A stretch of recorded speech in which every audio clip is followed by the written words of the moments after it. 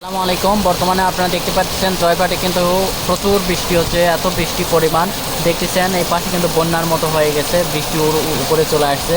আর সামনে দেখতেছেন এই পাশে জুম করে আমরা দেখতে যাই, শুধু বৃষ্টি আর বৃষ্টি, এত বৃষ্টি হচ্ছে যে প্রচুর বৃষ্টি, ঝমঝমে বৃষ্টি হচ্ছে।